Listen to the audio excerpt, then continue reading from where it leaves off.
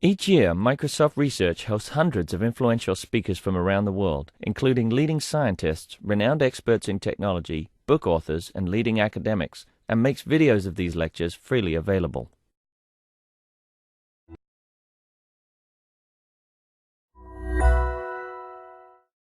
So I'm going to tell you a little bit about one of my projects on cloud computing. But before I start, I'd like to give you a high-level overview of some of the work that's going on in my group. So it's fair to say that these days we have a wide spectrum of computing devices, right, ranging all the way from the very large, which is the cloud, to the very small, which is smartphones, tablets, and other sort of embedded computing devices. And in the middle, we have this connecting tissue, web browsers and other applications that help us connect from the cloud to the embedded and the smartphone world. So the work that goes on in my group is, very broadly speaking, computer security and software engineering issues in all three of these of the aspects of the spectrum.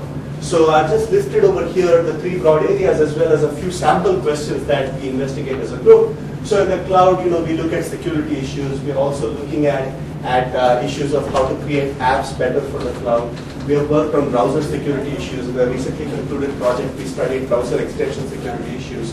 And we are also looking at security and software engineering issues for smartphone app development. So I'll get to all of this hopefully at the end of this talk. I can tell you a little bit about each one of these projects, give you highlights about specific results from here. But for today's talk, I'm just going to focus on the first area, which is the cloud. So, of course, these days it's fashionable to talk about the cloud, and every company seems to have its cloud offering or seems to be going to the cloud for all of its computing needs. And so, you say cloud, you seem smart, right? So that's what this cartoon here says. But back when this notion of cloud started becoming popular, 2008, 2009, I went and spoke to a few of my colleagues, right? I asked them, what is the cloud? So, each one would give me a different answer. Some people would say, look, it's Gmail and Hotmail, that's what the cloud is. Some other people would say, look, it's these huge data centers. Some others would say, look, it's Google Drive and those kinds of things. So who's right? So everybody seems to be describing this notion of a cloud in a different way. But it turns out they're all right? They're all describing the same thing, but in different ways, depending on how they experience it. So what is the cloud for the purposes of today's talk? Right? So let me just broadly define the cloud as a distributed computing infrastructure managed by some third parties, and we entrust our code and data with these third parties. Okay, so that's what the notion of a cloud platform is going to be for today's talk. And of course, I'm going to be purposely vague because I'm just going to give you examples of what the cloud is. And as you can see here, the cloud comes in many flavors, right? Infrastructure as a service, database as a service, platform as a service. So there are many flavors of this. I don't necessarily need to talk about the economic benefits in this venue right here about why it's good to go to the cloud. But what I will talk about is public versus private cloud infrastructures, because the distinction that's going to be useful for the talk. So by public cloud services, I mean things like Amazon or Microsoft Azure, where third parties can come and rent computation time from the servers from the company and host their and run their computation there. This is as opposed to private cloud infrastructures, where, for example, banks and so on run their own mini data centers and run their computations. So I'm going to be mostly concerned with public cloud infrastructures, but some of what I talk about is also going to have applications in private cloud infrastructures. So very broadly speaking, when I talk about a cloud, this is the picture I have in mind. Right? So we have a data center with a large number of physical machines, each one of which has some compute hardware, on top of which we have a hypervisor layer, right? And clients can rent computation time, and so what they do is they get virtual machines on which they can run their code and data. Now, every such cloud platform also comes together with its own management virtual machine. Okay? This is typically called DOM0. And this management virtual machine is the one that runs all of the scripts for, let's say, starting VMs, shutting down VMs, migrating VMs, resource consolidation. All that runs within DOM0. So think about this in some sense as a root user of the entire platform. Okay? So it's got administrative privileges. It can do whatever it wants. It has complete privileges over any one of these virtual machines. Okay? It can go and inspect its memory. It runs device drivers, and it controls the physical hardware. And this is the prototypical example of the cloud on Amazon EC2, Microsoft Azure, OpenStack, Rackspace hosting, and so on. Okay. Not sure why I don't see. Oh, okay, good. So the management ground zero as well as the hypervisor and the hardware are all controlled by the cloud provider, whereas the work virtual machines belong to the clients. So, so what's the problem, right? So if cloud computing exists today, so why are more people not going to the cloud? So I argue that there are two main problems that prevent people from going to the cloud and hosting their computations in the cloud. The first problem is that client code and data secrecy and integrity are vulnerable to attack. Right? So when a client goes and approaches a cloud provider to host his or her computations on the cloud, implicitly the client trusts the cloud provider with all of their code and data. But what's also happening is that when the client does this, he's also implicitly trusting the cloud administrators with all of his cloud code and data. So cloud administrators are employees of the cloud provider who are responsible for day-to-day operation of the cloud. Okay, so that trust also comes implicit when you sign an SLA with the cloud provider. So it turns out that this is bad, right? So this can lead to data breaches. Just 2 weeks ago, I was reading this article about Microsoft spying on its employees for a Hotmail account for whatever reason. So I'm not sure that's the best example to give here, but that it's an important example. Likewise, there was an article about a Google employee spying on children's data, and he was fired for that. And the NSA Snowden data leaks were also an example of administrators spying on data that they should not otherwise be looking at. So all of these reasons are the main reason why enterprises like banks and other financial trading houses are reluctant to go to public cloud infrastructures to host their computations. So that's the first problem, security and privacy. There is another problem, which is that clients who send their code, their computations to the cloud, they must rely on the cloud provider to deploy customized services. So over the last 10 to 15 years of virtual machine research, there's been quite a bit of work on virtual machine introspection. Right? You can do all sorts of fancy security services through hypervisors. I'll give you an example of which shortly. You can do memory consolidation. You can do all sorts of optimizations. The point is, if you go and do this on the cloud, you need the cooperation of the cloud provider. Right? So in this simple example, this client wants customized malware detection and virtual machine rollback. Okay, but the cloud provider is only going to give him checkpointing because that's what he has implemented. And the client has no option but to just go with what the cloud provider gives him. So all of this research in over the last 10 to 15 years of virtual machine introspection, it has no role unless the cloud provider decides to deploy it. So that's the problem that we want to solve, right? We want to give the clients more power to deploy the kinds of services that they want. And I will argue that all of these problems arise because the cloud provider is all powerful, right? So the cloud provider controls the management interface, controls the hypervisor, whereas the work virtual machines are all powerless, right? So they are just worker bees, they're worker drones running the computations, but they have no say over the platform. Okay, so let me give you one example to show you these two problems in practice, and that example is that of malware detection. Okay, so I'm going to talk about a prototypical example of virtual machine introspection, where the management VM runs a security checking daemon.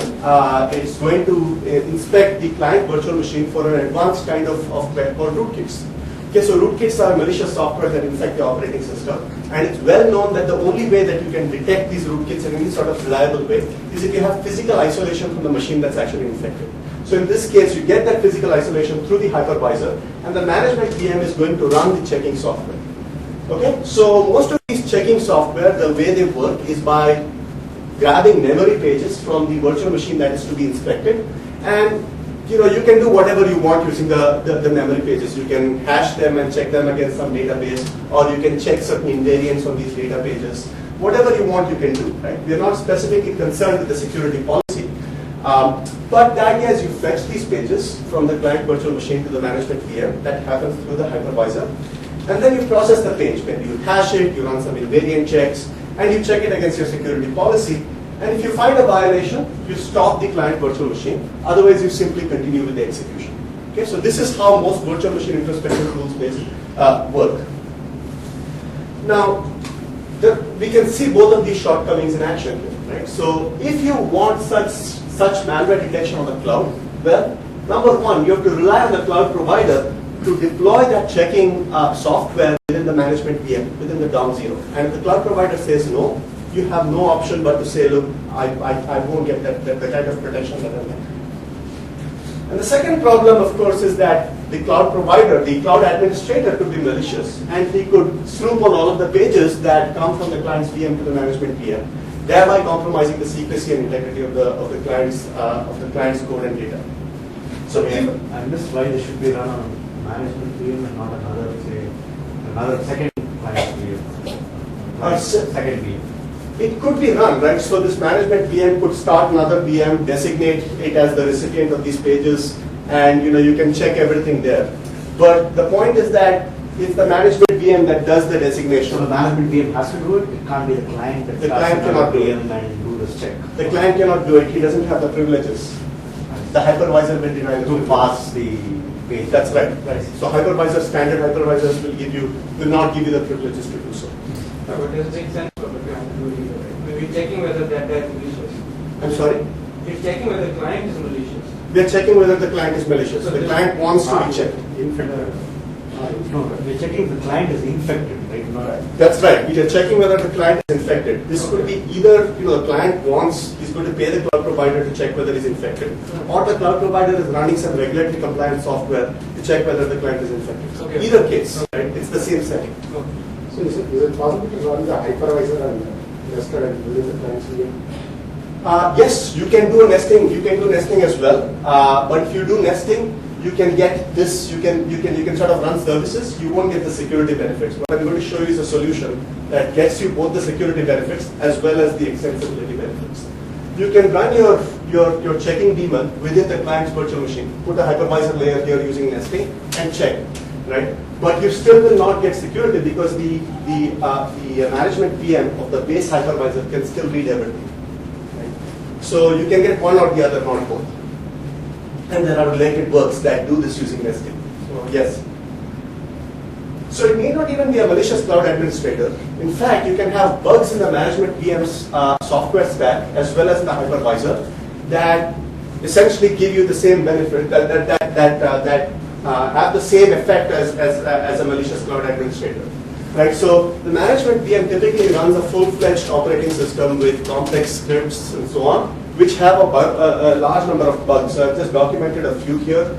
There are at least around 50 documented bugs in the management VM of popular cloud software stacks. And you can exploit these using things like buffer overflows and get complete control over the management VM and thereby compromise the client's virtual machine. Okay, so that's also possible even if you don't necessarily think of your administrators as being malicious. So what I'm going to propose is a solution called self-service cloud computing, where the overall idea is going to be to reduce the privileges of the management VM and increase the privileges of the client's virtual machine. Okay, but this is far from trivial, right? You just can't say I'm going to take away everything from the management VM and give it to the client's virtual machine. After all, the cloud provider still wants to be in control of the platform. Okay, so the intricacies in how to do this properly. And I'm going to describe the solution, which is going to be fairly simple, but it's actually valuable for the kinds of applications that it enables, which I will also be discussing. But first, let me just talk a little bit about the threat model. Okay, so on the cloud, I would like to distinguish between two kinds of entities, two kinds of actors. The first is, of course, cloud providers. These are entities like Microsoft, Google, Amazon, and so on, who have a vested interest to protect their reputations. Okay, so when you take your computations to Microsoft, you sign an SLA with Microsoft, so you trust Microsoft as an entity. And of course, the provider employs administrators to take care of day-to-day operations of the cloud. So today, if you look at contemporary cloud platforms, when you go to the cloud provider, you essentially trust the provider as well as the administrator. Okay, so that's the threat model when you do with contemporary cloud platforms.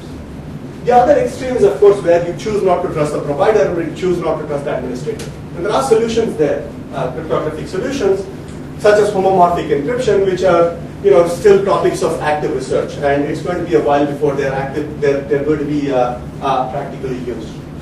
So I will argue for our model where we sort of choose an intermediate threat model where we trust the cloud provider. I'll clarify in a manner how shortly, but we don't trust the administrator.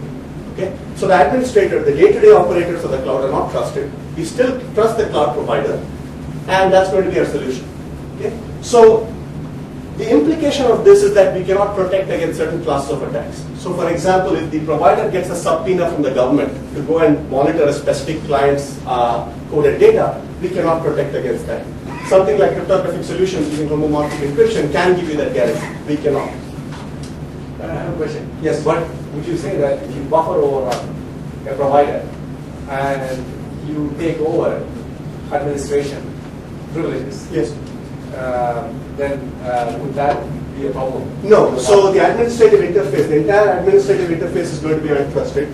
The provider is going to be trusted in the sense that we're going to trust the hypervisor, and we're going to check that the correct hypervisor is installed using the using a trusted platform module. So we don't rely on the administrative interface at all. You can have a buffer overflow there. Nothing is going to happen. The attack is going to be contained within the cloud's administrative interface. But the buffer overall, the provider is still a problem. Well, the provider is just going to give you the basic hardware as well as the hypervisor, and it's going to start the management interface. The management interface is going to be run by the administrator. The management interface, as I'll demonstrate shortly, will have no privileges over the client VMs. So you can have whatever buffer overflow you want over there. The hypervisor is still trusted. Okay, so the hypervisor, if you have some sort of a bug, then yes, right? So then it's vulnerable to all sorts of attacks as before. But the management interface is the big problem, right? So the hypervisor per se is around 150,000 lines of code. The management VM is around 1 million lines of code. And you can have smaller hypervisors. There are, hypervisors as small as 9,000 lines of code. So the difference actually is that the admin VM, yes, the management VM, will have lower privileges and it cannot do much damage. That's right. That's right. That's going to be the solution. I'll tell you. So the key is how to do that, right? And what applications it enables. But that's absolutely right. So in practice, the hypervisor is something that the administrator doesn't get access to? So the administrator can modify the hypervisor, okay? But the only way he can do that is by using a firmware update, right? So he has to modify the entire software stack. So even if he does so, right, we can check that the hypervisor has been modified using the trusted platform module, right? We take a software, every time a client starts a virtual machine, I'll show you the protocol, we check the hypervisor's hashes, right? So if it's not the correct hypervisor, that's done through hardware, right? So everything is done through hardware. All right, so here's the brief outline of my talk. I'll talk about the basic solution model, which is disaggregation, and the new privilege model, which enables our cloud computing model. It's a fairly simple solution, but I'll talk about 3 key technical challenges that we have to overcome, as well as the applications that it enables. I'll be very brief in my experimental evaluation discussion, right? We have a whole bunch of discussion in our paper. I just want to talk about the ideas today. And I'll tell you a little bit about current directions and, if time permits, about some other projects. So let's just look at the management VM and what kind of things that it does on a regular cloud. Right? So I would say that the DOM 0 has 2 broad responsibilities. The first is to manage and multiplex hardware resources. So for this, it runs device drivers and so on. And it also has all of the scripts to manage client virtual machines, resource allocation, starting, shutting down. Everything is entrusted with the management VM. So in our solution, at a high level, here's what we do. We create 2 kinds of administrative interfaces. There is one system-wide management domain, which is the interface that's available to the cloud administrators. We call that SDOM 0. And every client gets his or her own per-client management VM. So if I start a virtual machine on the cloud, and I'm a client, I get my own administrative interface for that virtual machine as well as any other virtual machines that I start. And I call those UDomo zeros. Okay, so the SDOM 0, it manages the hardware and it does not have access to client virtual machines. We do this by modifying the hypervisor. And so it solves the first problem, that of security and privacy. Anytime this virtual machine tries to access the memory or map the memory of a client virtual machine, it's not going to be permitted access. And the per-client management virtual machine, they give every client administrative access over that client's virtual machines. Okay, so that client can now have other introspection virtual machines that he can start up that inspect the memory state of every one of that client's virtual machines. Okay? So that gives clients the ability to deploy new services on their own. So that solves the problem of greater control over client virtual machines. And this is not just a random thing that we did in order to achieve these two goals, but rather what we did improves the security of the hypervisor and the cloud platform by making it adhere to two core security principles, okay? Which is the principle of separation of privilege, okay, and the principle of least privilege. Principle of separation of privilege says that you separate the privileges into as many principles as you need, and you give each principle just the amount of privileges that it needs to accomplish the task that it sets out to do. Okay? So SDOM 0 now only has the privileges to access hardware, no longer has the privileges to talk to client virtual machines and to inspect their memory. UDOM 0 can just do that, but it cannot access hardware. Okay, so we have essentially improved the security of the cloud platform by making it adhere to these two principles. So the UDomo zeros are going to allow clients to start off additional VMs in order to check if their VMs are being infected. That's right. But this still doesn't allow, say, the cloud provider to check that the client's That's right. So I will get to an abstraction called a mutually trusted service domain that will give you exactly that kind of ability. Okay. So I'll get to that in a few slides from now. But you have a question? Small question. So you said the system, SDOM won't have the privilege to access them or map the memory. That's right. So how does it perform multiplexing? Multiplexing of what? Of say network cards. So the network card is okay. It doesn't have access to memory, right? It still has access to disk, I/O, network, and so on. But now, if you want to protect network communication, each client can just encrypt the traffic before it hits SDOM 0. So it can still view all of the network. So I'm saying, so typical DOM 0 does the multiplexing of VNAC to the hardware NAC. Right. So if it doesn't have the memory mapping access on the client VM, it can't map the. Right. That's a very good point, right? So what we do is there is a module. So we did all of this within Zen. Okay. So there is a module here within the DOM 0. I forget the exact name. It's called. It's in our paper. So basically that module, it maps all the devices to individual domains. And we had to also do some disaggregation over there. I'm not talking about it here. It's in our paper. I forget the name of that module. I'm sorry. It's in our paper. But you're right. That's a very good observation. What I showed you here is a very simplified view. You have to also do that. So let me just summarize what an SSC platform looks like. Okay? So I'm going to just summarize all the abstractions I've talked about. We have hardware, and on top of that we have this SSC hypervisor, which is the special hypervisor that checks privileges whenever of the SDOM zeros and the UDOM zeros. On top of this, we have an SDOM 0. Every physical platform has its own SDOM 0 that's responsible for managing hardware. And every client gets his own UDOM 0. Okay, and the client can start a number of virtual machines to do their whatever computation they want. And now let's say the client wants to inspect the state of the virtual machine using one of those malware detection techniques I spoke about. He can start a service VM and give it privileges over specific virtual machines. Okay, so he can do it using UDOM 0 as well, but we follow the principle of separation of privilege and least privilege to the extreme, in the sense that you can delegate service VMs to do this task for you. And this collection of virtual machines is called a client metadomain. Okay, so every client, the metadomain looks like this. He gets one UDOM 0, possibly multiple service VMs, possibly multiple virtual machines, and the whole thing is called a client metadomain. And the important thing to note is that the SDOM 0 cannot inspect the memory state of any one of these client virtual machines. Okay? And there can be multiple clients, so you can have multiple metadomains on every physical host. Finally, yeah, but UDOM 0 and service VM are still untrusted. No, the UDOM 0 and the service VM belong to the client.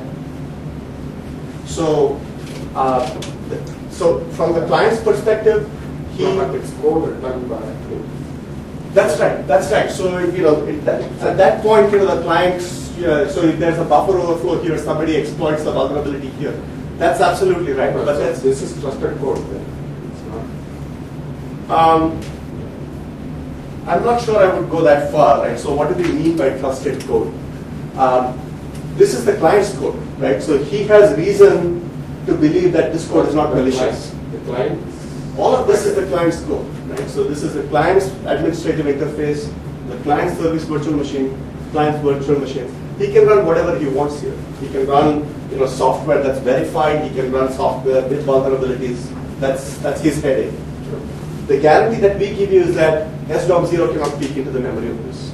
So one question I have is that suppose now you want to check whether I have malware. Will the check be run inside UDomo?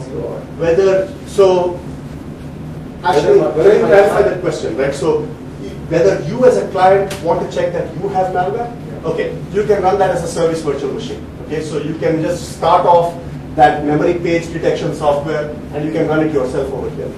What I haven't told you about is when the cloud provider wants to check whether you're running malware, for example, to check regulatory compliance. I'll get to that shortly.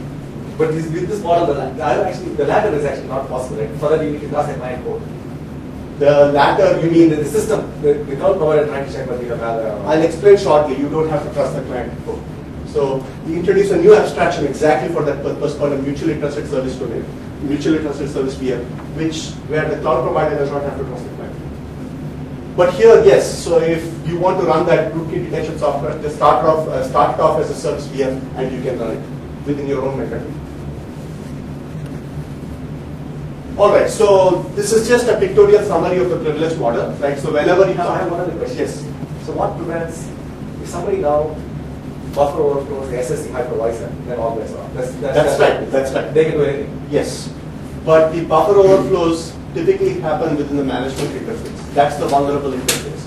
This is a fairly small attack surface. Even for a hypervisor as complex as Zen, the code base here is 150,000 lines of code. So what you're saying is that UDomo0 is the big one, and you have now SDOM0. SDOM0. That's the DOM0 is the big one, and we are sort of disaggregating. But SDOM0 is still trusted. No. So the client does not trust the SDOM0. He trusts the SDOM0 in the sense that he trusts it not to launch denial of service attacks. For example, this SDOM0 can drop all network packets that come from here. Then the client will know something is wrong. But he does not have to trust the SDOM0 in the sense that he's not entrusting it to run malware detection services on his behalf.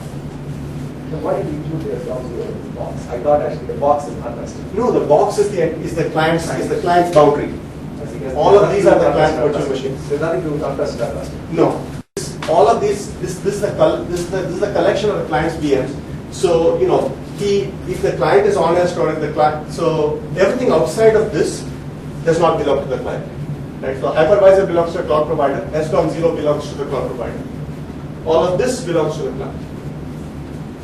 So that's the boundary we draw. One more. So, yes. So how big is UDomo0 code? UDomo0 can be as big or as small as you want, right? So you can run a huge software stack here, or you can run mini OS, you can run SCL4. Why I'm asking is because it looks like a mini hypervisor. It's not a hypervisor, it's a virtual machine, it's a DOM0. So it has, I'm saying the client, each and every client is not going to write it. Each and every client need not write it. Right. And then he has to trust someone else who has written. Very good point. So I'm going to talk about an app model, right? So if you have a technically sophisticated client, you can write whatever you want here. Otherwise, you go and download something that's existing, right? But the point is it's your code, right? So what you're trying to protect yourself here from is the cloud provider, the cloud administrator, right? So this is like saying I'm running vulnerable software, can I get hacked? Of course you can, right? But what's your threat model? Your threat model here is you don't trust the cloud provider and the cloud administrator. You trust the cloud provider for the hypervisor, you don't trust the cloud administrator. This interface is untrusted. The trust part is one. More of is the vulnerability one. So and the cloud provider has much better resources to patch the things that are vulnerable than you in the client. Absolutely, right? So this is a price you're now going to have to pay. You're going to give clients more ability to control their own virtual machines, but you're also giving them the ability to shoot themselves in the foot. Fine, right? You're going to give them their own virtual machines, let them manage their own virtual machines. If they mismanage, their problem, right? You can't have the cake and eat it too. But assuming there is a way of verifying UDomo0 because you get the code from somebody. Yes. Some other alternatives might be if there is a way to verify SDOM0 and have a proof that you are running the verifier. But that's very hard to do. These things are in excess of 10 million lines of code. You're running a full-fledged OS plus complex scripts. UDomo0 is much smaller than SDOM0. UDomo0 can be much smaller because it's not running device drivers. So one thing you can do here is that you can run this software called MiniOS, which is a small software stack. Plus, importantly, it's stateless. It does not have to maintain any state. If there is any crash, just restart it. Right? So that's the advantage of having a separate UDomo. It's completely stateless. All right, so this is the privilege model, just pictorially. Every time you have a privileged operation from a VM, it goes to a self-service hypervisor, which checks whether the request is from the UDomo 0. If so, you allow the operation on the client's virtual machine. If not, you check whether it's coming from the service virtual machine that has the privileges to do so. If so, allow, otherwise you deny. So the path that Sdomo 0 would take is the no path, so it cannot inspect any of the client's virtual machine. How am I doing on time? So now let me explain three technical challenges that we had to encounter, and we had to solve in this in developing this framework. So the first thing is that providers want some control. Okay, so if I was to take what I just proposed and go to a cloud provider, they would laugh at me. Right? They're not going to want to just give me complete control over my virtual machines without having absolutely no control over what's running on their cloud platform. So for example, they need to reinforce regulatory compliance. When I sign an SLA, I go to Amazon or Microsoft, they expect me not to use their platform for malware hosting. So they have to have some way of enforcing this. And so I'm going to introduce an abstraction called the Mutually Trusted Service VM that enables this. And then I'm also going to tell you about two related challenges, that of building domains in a trustworthy fashion. Right? So when you go to the cloud, you provide a virtual machine image, asking the cloud provider to boot it. But now the cloud provider, the Sdomo 0, is the one that's actually running the network drivers. Right? So if that controls the network, how do you build a domain in a trustworthy fashion? How do you sort of ensure that your virtual machine is booted correctly? So I'll describe a secure bootstrap protocol that enables that problem. So let me first tell you about mutually trusted service virtual machines. Right? So I just gave you this example. The client goes to a cloud provider and he says, look, I don't want any data leaks or corruption, so you better run the SSC hypervisor. And the cloud provider says, okay, fine, but you should not use my cloud for illegal activities of botnet hosting. Okay? So the problem is, if you just take what I described so far, then the Sdomo 0 cannot inspect the virtual machines. Today, the cloud provider can go and inspect the virtual machines. He can go and inspect the memory data, the code and the data, everything, and then say, look, you're running bad code, and here's the evidence of it. So now the problem is that Sdomo 0, the cloud provider, the cloud administrator's interface, has absolutely no visibility into what's running into in the client virtual machines. So malicious clients can misuse this privilege.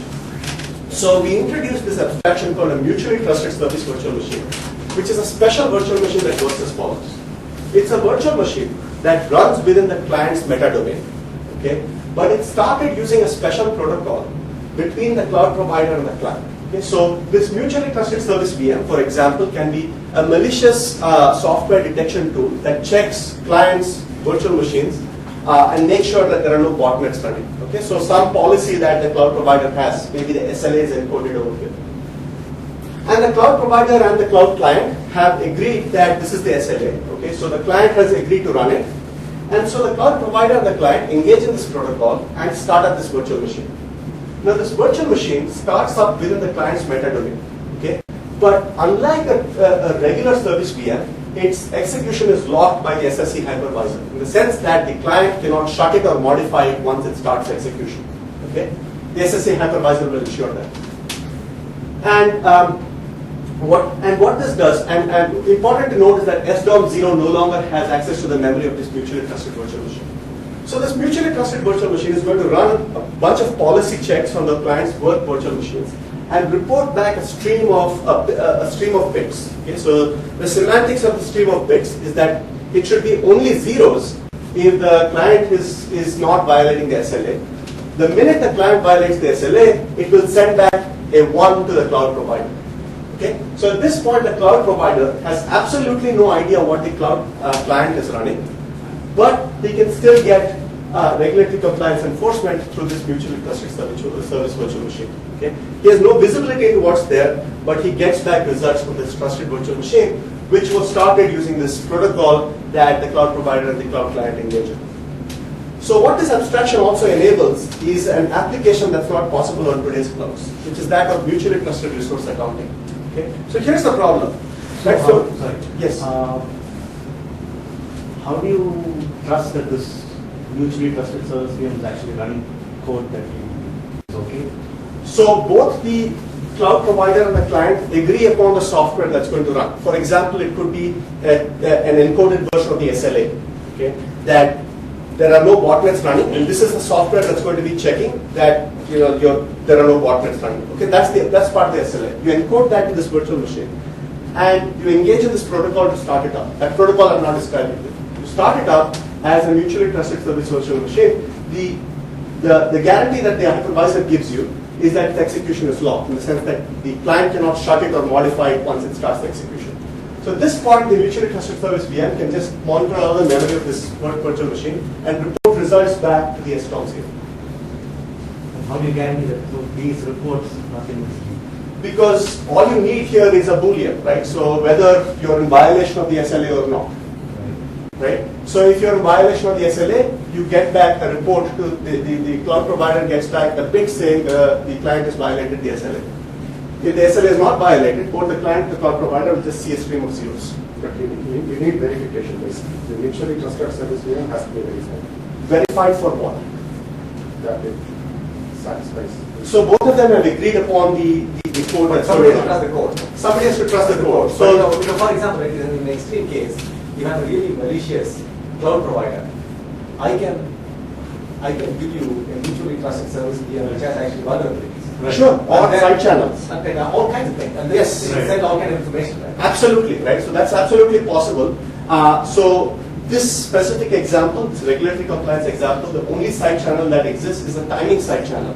That you can time how the zeros and the ones come, right? And then probably leak some crypto keys that exist here. That's the only side channel that we know of. But other than that, the only information that you Stream send of back is a zeros bunch and of zeros. Well, is it a stream of zeros or a single zero? It's a stream of zeros, right? That also I could leak how many, You can leak how that many too. zeros I You can control the number of things. Absolutely, right? So it's not a perfect solution, right? And there are side channels which we have to quantify. So it's the idea that they monitor the stream to make sure it is only zeros and Yes. No, I mean on the client side. On the client side, So if it is a 1, then you know. the cloud provider is cheating. Right, that's absolutely right. Right. So in terms of the semantics of the stream, that's guaranteed. Side channels are another issue. But that's why we say that both the cloud provider and the client, the onus is on them to ensure that they agree upon the software that's going to run. Right. This may involve code audits or whatever. And then you start up the code, and at that point you know that that's the code that's going to check for regulatory compliance. So the protocol guarantees to both sides that the code is not tampered. That's right. No, not the protocol, the SSC hypervisor. Once you start it up, it gives you the guarantee that that the virtual machine's execution is not going to be tampered. Yeah. Can you say a bit more on that, how that is done? That's done just using the SSC hypervisor, right? Just like the privilege model before. Anytime the client tries to modify the memory of this virtual machine, it's going to get a permission denied. So that means all the work VMs, the memory calls will go to SSC, Yes. and through which it can look into work VM's memory request. That's right. So But I'm also worried about another thing, right? What if a malicious client Yes. allows this protocol, Yes. follows this protocol, and allows a mutually trusted service VM to get started, Yes. but then, internally buffer overflows the UDomo 0, and then disables the checks that the mutual service VM is actually doing. That's not possible. That's only through the SSC hypervisor. Once it is started, actually, even then, at starting time, I guess you check, the code to make sure that it is not tampered and the correct code is started up. But the SSC hypervisor is the one that does the checks, right? But once it is started, like, at runtime, At runtime, yes. At runtime, the TPM cannot give you any guarantees. guarantees, right? So for example, now everything is in the client domain. Right. If I'm a malicious client, I will do some tips and actually try and disable the checks that you're doing. Yeah, You for cannot- example, the communication, whenever there's a one-night drop. That's wrong, something like that, right? The communication, no, all communication goes here, right? All communication goes to the driver over here. But it starts over here, right, at the mutually trusted service. That's right, that's right. And over there, the client could just say if it's a one, then drop it. Or just disable these checks. Disable the trusted service VM from your client. No, that you cannot do, right? The reason you cannot do that is because once you started, so let me just answer the questions one by one, right? So your concern was you started it, okay, and you're now going to disable it before it ever proceeds. the reason you cannot shut it down is because the shutdown also involves a protocol between the client and the cloud provider. I can just corrupt memory. I mean, I cannot corrupt memory. You cannot corrupt memory. During starting, we cannot. But once it starts up. Once it starts up, the SSC hypervisor will disallow the UDomo from writing into the memory of the MTSD, of the mutually trusted that service means virtual actually that machine. there is more fine. I mean, I think maybe I don't understand the interface. The lock here is the one is the picture that's sort of hiding all of the details. So it's different from the other one. Exactly, it's not a regular service virtual machine in the sense that this UDomo does not have any control over the memory of this. It's a special virtual machine in the sense that once it started up, its memory cannot be tampered with by the UDomo. So you cannot change the code, right, or the data. Yes. So why is that not part of the hypervisor itself? Why is this not part of the hypervisor? Yeah. It could be. He doesn't want to trust the hypervisor. I am And saying that hypervisor. he doesn't want the hypervisor to inspect his own memory. No, the hypervisor can inspect everything. No, it could be. That's a good answer, right? So that's a good suggestion. I mean, it could be. For regulatory compliance, for example, you can just include this software here. Absolutely.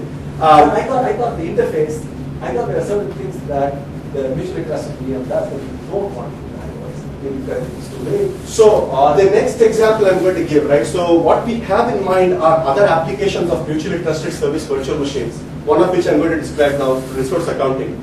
So the point is, more and more services as you have, you don't want to load the service, the SSC hypervisor with this, which is why we sort of factored it out with its own virtual machine. But for the specific purpose of regulatory compliance, I think you can do it with the It hypervisor. seems like it's more defined by the provider than by the client. The client really is not defining the blue box, right? That's right, that's right. And you're trusting the provider. So Yes, yes. So for this specific case, you're absolutely right. You can run it with the hypervisor. Let me just describe this So other how example. does the communication flow from?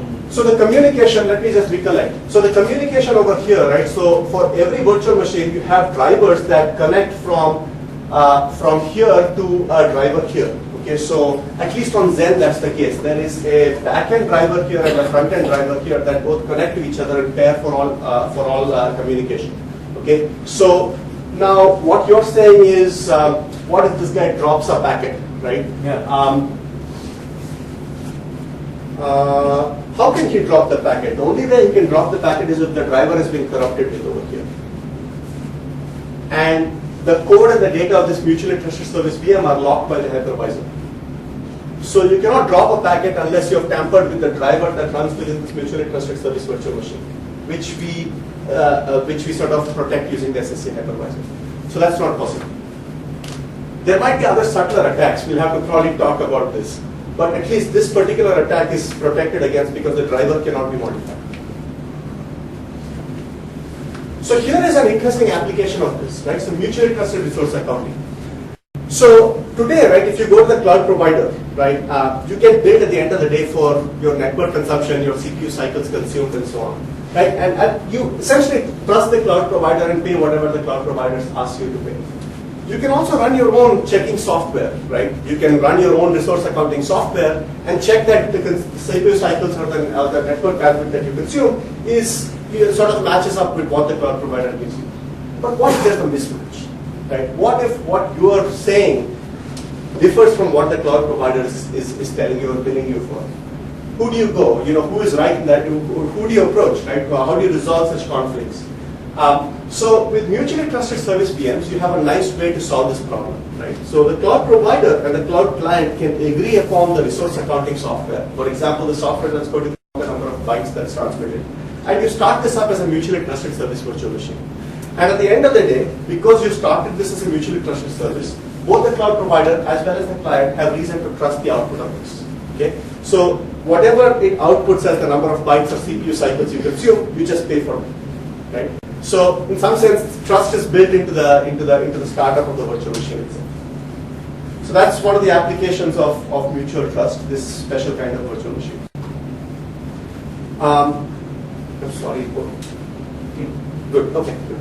So let me just tell you about how we build domains. Right. I spoke about Sdomo and building virtual machines, you know, like UDomo and so on. But what I didn't tell you about is that most of this domain building happens through a trusted virtual machine called the domain builder. Okay, so the domain builder is the one that's responsible for actually accepting virtual machine images from clients and starting it up. And it's the one that talks to the trusted platform module and ensures that the correct virtual machine is started. Okay? And so whenever the client gives a virtual machine, talks to the domain builder through the SDOM0, which of course contains all of the network drivers, and he gives the image to the domain builder, and then he starts up the UDOM0. Okay? And that's the first thing that happens. So every client has to start up a UDOM0. Once he starts up a UDOM0, he sets up an SSL connection with this UDOM0 and then transmits other images to this UDOM0 to start virtual machines, service virtual machines, and so on.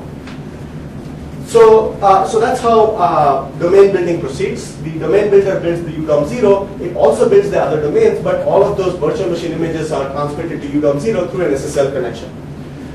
So the key thing is how do you establish this SSL connection? Okay, so let me tell you about a problem that appears that sort of happens if you do this in a naive way, and a solution to that problem. So our goal is to build this UDOM0, okay, and establish an SSL connection with this UDOM0. Now the problem is SDOM0 controls the network, right? It's in complete control over the network. It can view, modify anything that's transmitted over the network. So the implication of this is what we call an evil twin attack, which I will describe in the next slide. Okay, so let me describe the attack. So here is a client. He wants to build his domain. So he's got a VM image of the UDOM0 that he's sending over to the domain builder through the SDOM0. So now the domain builder, right? So the cloud administrator gets a hold of this UDOM0. He figures out this client is trying to move this. So instead what he does is he takes his own virtual machine image, which is malicious in some way, and gives it to the domain builder. And the domain builder builds this UDOM0. So now if the client thinks that this UDOM0 was built in response to his request and installs his SSL private key within this UDOM0, then the cloud administrator gets hold of the SSL private key, which is an undesirable scenario. So the consequences are that the client must establish this SSL connection with the UDOM0, and the SSL handshake requires that the UDOM0 actually contain the SSL private key. Okay? Now the evil, as I showed you, this evil twin UDOM0 can send this key over to malicious cloud administrator. So what we want to do is to come up with a way to protect the secrecy of the client's SSL private key.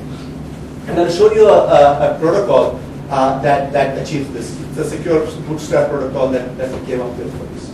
So here's the idea. It's the client starts UDOM0. In order to start the UDOM0, he sends the image over to the domain builder. So this is sent over the network connection with the SDOM0. And together with the UDOM0 image, he also sends this piece of ciphertext, which is a fresh symmetric key and a random number encrypted with the TPM's public key. Okay, so at this point, the domain builder builds the domain. Okay, it could be subject to an evil twin attack. We don't yet know, but the domain builder just builds the domain using this disk image that the client gave. At this point, the domain builder goes and takes this piece of ciphertext that was given in the first step, talks to the TPM, and decrypts this piece of ciphertext. And at that point, it has access to this symmetric key as well as the random number, which it installs within the UDOM0. Okay? So by virtue of the fact that you're running an SSC hypervisor, this SDOM0 can no longer get the values of this key and the nonce and the random number. So then the domain builder, it measures the software stack, it gets the attestation of the software stack in the SSC hypervisor and sends it over to the cloud client. And once the client is satisfied that the correct domain was started, it sends the random number over to the client. This is to protect against replay attacks. And at this point, the client can simply send the SSL private key encrypted under this fresh symmetric key. Okay? So once this is done, the UDOM0 can decrypt this SSL private key, install it within its memory, which is no longer accessible to SDOM0, and then you can engage in an SSL handshake. Okay? So once you engage in an SSL handshake, you have a secure connection from the client to the UDOM0. The client can send further virtual machines to the UDOM0 to boot within its metadomain. Okay? So that's our secure bootstrap protocol and how we protect the secrecy of the SSL private key. So at the end of the day, this is what it looks like to a client. The client has a UDOM0 that's in charge of its domain. You have a whole bunch of mutually trusted service virtual machines, if you want, that do regulatory compliance, trustworthy metering. You have service virtual machines that can run all sorts of introspection services. You can change storage, you can encrypt storage on the fly, you can run middle boxes like firewalls and IDS, and you have computation in the virtual machines.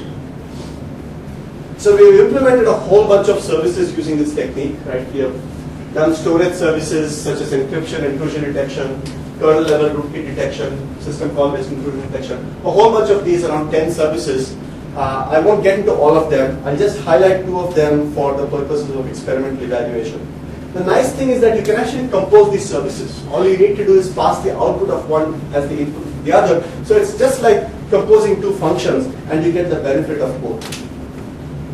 So I'll just briefly speak about our evaluation. We implemented this on top of Zen, the hypervisor. We are also looking at KVM now. Our ACM CCS 12 paper has a whole bunch of other results. I'm just going to show you 2 examples. So here is one. Right? It's a storage encryption service where the client wants to encrypt all storage that's going to the disk. And typically what you would do on a Zen system is that you can implement this within the block device driver of the DOM0 that pairs with the device driver within the client VM, and all encryption happens here. You can do it like that. In SSC, you would have a storage encryption service VM that runs within the client's domain that does all the encryption and talks to the SDOM0. So the SDOM0 only sees encrypted traffic, never plain traffic. And here's the performance, right? So if you do this in an unencrypted fashion, then the throughput that you get with Zen is around 81.7 megabytes per second. With self-service, it's slightly lower because you have one more level of indirection. And if you have encryption, if you turn on encryption, the throughputs drop, but the overhead is slightly less, and sort of the overhead is amortized because you're doing encryption anyway. So that's storage encryption. You can also, as I said, you can compose services. Here is one simple thing that you can do, right? A client can checkpoint his virtual machines using a checkpointing service, but the client may decide that he wants encrypted checkpoints, and all you do is you pair up your checkpointing service with an encrypted storage, and you get encrypted checkpoints as a result. They've given you some performance numbers for that as well, in terms of encrypting an Ubuntu virtual machine. So the encryption takes around 1.84 seconds. On a legacy platform with self-service, it just takes slightly more. With unencrypted, whereas if you do encryption, you get a slightly larger number. So there's a whole bunch more evaluation in our paper. I won't really talk about it here. And I'll also skip a discussion of related work in the interest of talking about something that we are currently working on in this domain. Right? So just to summarize, SSC is this cloud model that improves client security and privacy, enhances client control over virtual machines, has a fairly low runtime overhead, and enables a number of novel applications. So what we are doing now is extending this to the notion of cloud app markets. Okay, so if you look at what SSC enables, it enables this notion of service VMs that people can just run on their virtual machines, right? So imagine a world where clients don't have to write this on their own, but rather go to an app market, just like mobile app markets, and download an introspection app and run it on their virtual machines. Okay? So that's the vision that we have. So where these services are implemented by third parties, and clients can simply download them and use them within on their virtual machines. And you do all of this without relying on the cloud provider. So it enables a number of useful kinds of applications, right? So we have already on Amazon today standalone apps, right? You can actually purchase a virtual image, virtual machine image that's pre-configured for, let's say, running web services. But SSC enables things like cooperative apps, right? Where you're able to read and modify the I/O and memory of client virtual machines. You're able to do forensics, and of course, where you can compose these apps. So within the context of this, we are looking at a whole bunch of research issues, such as the security of third-party apps. Just like you have security issues with mobile apps today when you download it on your mobile platform, the same issues will also arise in this setting. So we are looking at, how can we check the security of an app, and how can we check that, it's not going to leak client data when it sort of introspects the client's data. We're also looking at software design issues here, right? So how do you make these apps composable? What APIs do you expose so that it works better or it works optimally with other kinds of app-based cloud services? Okay, and can we build apps without hypervisor level changes, right? So SSC hypervisor requires changes to the hypervisor itself. Can you do this without hypervisor level changes? The answer is yes, using nested virtualization, but you lose some of the benefits that SSC gives you. I think I'm sort of done with time. Okay. I have a bunch of discussion about some other projects in my group, which I can talk about individually, so let me just skip over that. Okay, so I'll just conclude and take questions with a word of thanks to all of my collaborators. So that's it. So let me just take questions on this. If you're interested in learning about any of my other projects, I'm more than happy to talk to you. I had one question about Yes. the thing that you talked about at the end. Yes. Which is apps. Yes. And one thing I'm wondering is actually, if I'm running a VM on Amazon, let's say, and if I want to install a third-party app inside my VM, why can't I actually check for malware and so on by myself? You can. Why do I need system level support for that? You can. So that's right. So but what I'm talking about is apps and virtual machines themselves. I'm not talking about an antivirus that executes within a virtual machine, right? That you can do today, obviously. What you cannot do are virtual machine level things, virtual machine introspection-based services. That's not possible today. That's what I mean by cloud apps here. Cloud virtual machine apps, right? So these are complete virtual machines packaged up. That run, let's say, a firewall or forensic app that's going to check memory pages or do deduplication or any sorts of optimization that's They possible. will contain all these mutual trust components, all those things. Well, mutual trust is just one aspect. Service VMs would be a better example, regular service VMs. With apps, we have not yet figured out how to do mutual trust, right? You can do regular services like the rootkit detection example. And all of those will be contained within these apps, right? So if you just want to run a user level service, that's obviously possible today. What's not possible is virtual machine level services, and that's what this app model enables. Is that clear?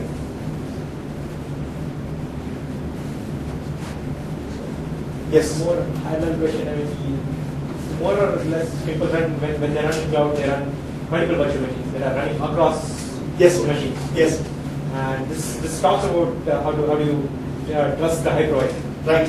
But when the communication goes over the channels, which is not controlled by client, obviously. Right. For obvious reasons. Right. What are? Excellent question. Okay, so that's the follow-up work that we have already done, right? So this is where we have extended this self-service cloud platform across multiple computing, across multiple hardware platforms, right? So the key thing there is, there are two issues, right? So first is migration, okay? So the client should no longer have the ability to say how many UDomo zeros he has, because otherwise he can map the cloud, okay? So we present an abstraction that's a layer over these UDomo zeros that hides this detail. The second is, how do you securely communicate, or how do you install firewalls or other middle boxes at the network level? And for that, we use OpenFlow. Right. So OpenFlow gives the client. That's the question I had. I mean, if you don't control the network box, any network admin can just look at. That's right. So here you have SCN, yeah. That's what we do. I didn't talk about that here. Otherwise, it would have been a 2 hour talk. Okay, so let's thank you much.